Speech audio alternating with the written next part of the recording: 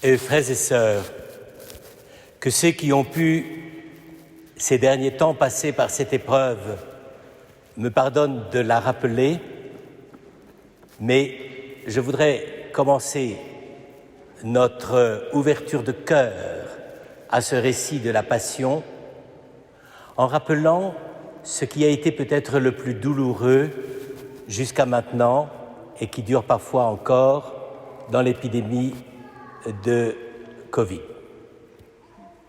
En effet, qu'est-ce qui a été ressenti comme le plus douloureux et le plus dur à vivre? Bien entendu, c'est d'être frappé tout à coup par cette maladie sans qu'on n'y puisse rien, en sachant que du point de vue de la médecine, on se sentait assez profondément démuni, particulièrement au début.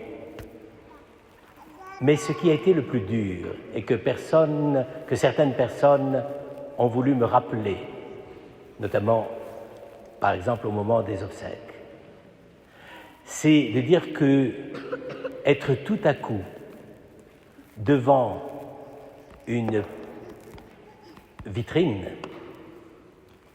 et de voir ses parents, ses beaux-parents, des oncles, des tantes, des êtres proches, des amis, tout à coup, simplement isolés par cette vitrine, de ne plus pouvoir accompagner ces malades qui nous sont proches, ça, c'était terrible.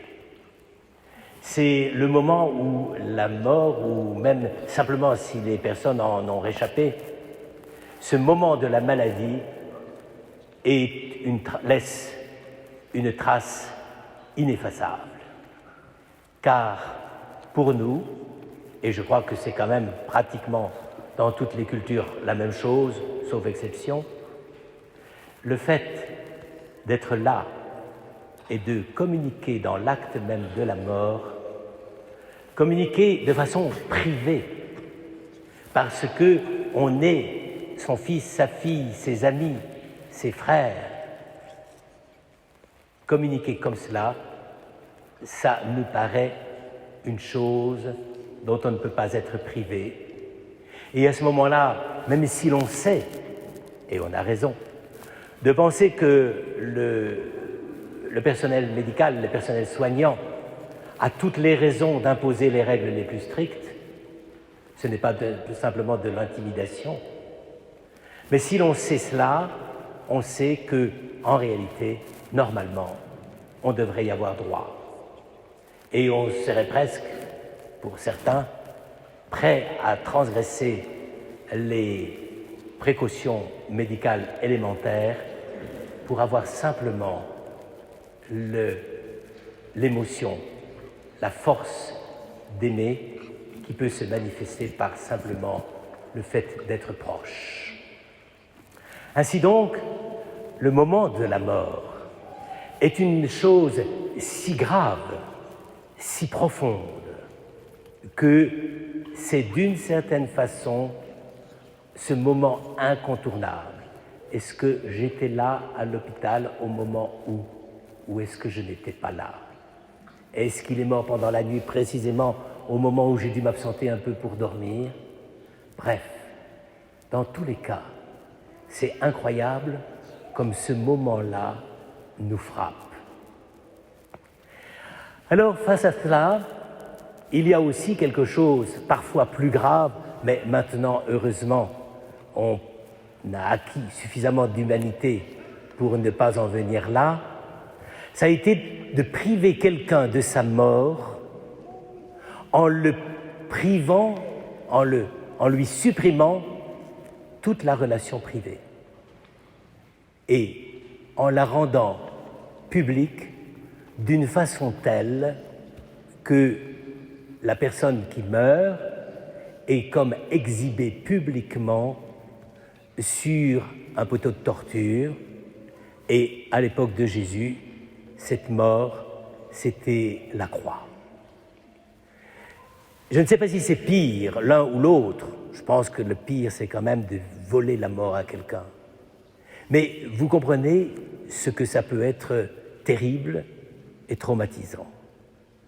Pouvoir tout à coup constater que quelqu'un que l'on aime, à qui on est attaché, cette personne-là va mourir publiquement, punie, châtiée et déconsidérée, privée même de sa mort dans ce qu'elle peut avoir de plus vrai et de plus profond, c'est-à-dire ce dernier moment où on accepte de perdre sa vie.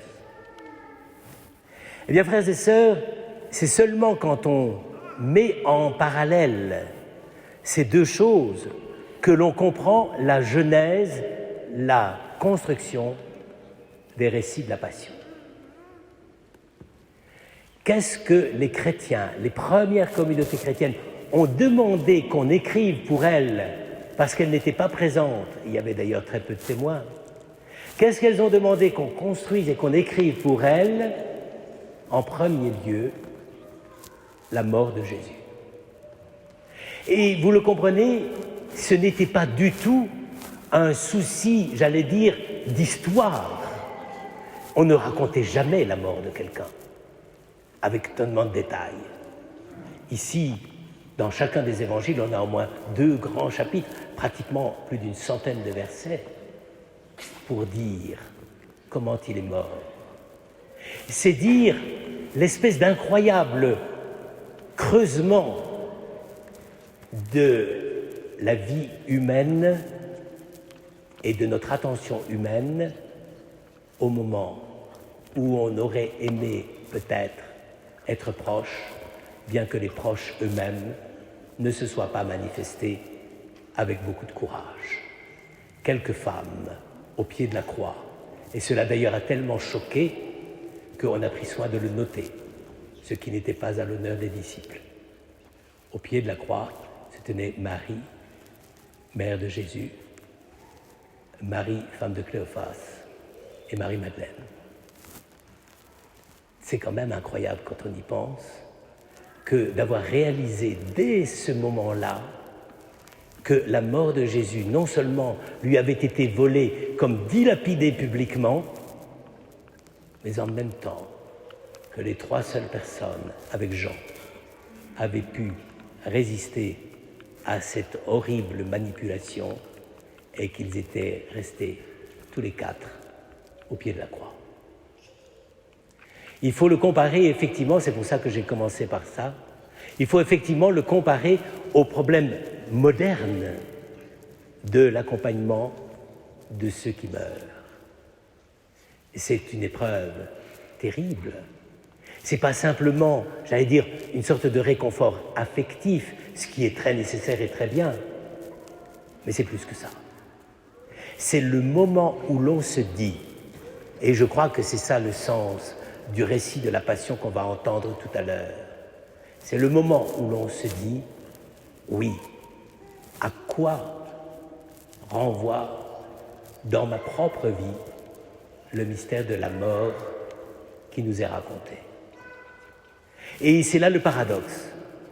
Là où effectivement on a raconté la mort de Jésus et qu'on a pu effectivement la considérer comme quelque chose qui était absolument ignoble, inacceptable, puisque à la fois on lui retirait, si je puis dire, ses proches, ses amis, sauf ceux qu'on n'a pas pu écarter, et qu'en même temps, on avait besoin de l'empreinte de ce récit, de cette mort, pour pouvoir le rencontrer. Je crois qu'il s'agit là vraiment d'une disposition divine, au sens le plus vrai du terme. C'est-à-dire que, à la fois, Jésus est mort en étant, pour ainsi dire, dépouillé même de sa mort. Ça, pour nous, c'est difficile à comprendre, et d'une certaine façon, même chez ceux qui sont morts derrière la vitrine des hôpitaux, des services de protection de la pandémie, ils sont morts dans cet isolement et cette solitude, mais qu'il n'aura pas été infligé à proprement parler par d'autres, mais simplement parce qu'ils étaient face à ce mystère de leur mort. Et Jésus lui-même a été, si je puis dire, privé de tout, y compris même de sa mort. Et je pense que c'est ça que veut dire le récit. On lui a volé sa mort à lui, mais par là même, cette mort nous a rejoints ou peut nous rejoindre tous. Donc, lorsqu'on entend ce récit, ce n'est pas simplement un élément biographique le plus important de l'existence de Jésus, c'est vraiment la communication de sa présence à travers ce mystère de sa mort. Frères et sœurs, c'est ce que nous essayons parfois de faire lorsque nous faisons mémoire de nos défunts. Et nous savons ce que c'est que le travail du deuil. C'est la même chose. C'est d'essayer de retrouver notre propre manière d'être et de vivre et de partager avec ceux qui nous ont précédés dans la mort et d'être ainsi comblés, autant que faire se peut avec nos moyens humains, notre mémoire, notre affection et tout ce qui va avec, de trouver quelque chose de la présence du Christ. Eh bien, frères et sœurs, c'est ça que nous allons faire maintenant. Nous n'allons pas simplement écouter les détails d'un récit de décès. Cette mort nous rejoint réellement.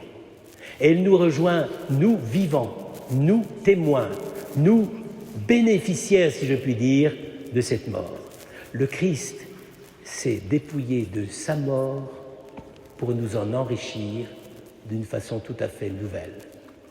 Et je dirais que, d'une certaine façon, sa mort ne pouvait que déboucher dans une résurrection, comme si sa résurrection était le premier geste par lequel Jésus disait « Non, je suis vivant. Je suis privé de tout, même de ma mort, et pourtant je suis vivant dans le cœur de chacun qui croit, dans le cœur de tous ceux qui me cherchent. » Eh bien, frères et sœurs, accueillons ainsi ce récit de la Passion selon saint Marc.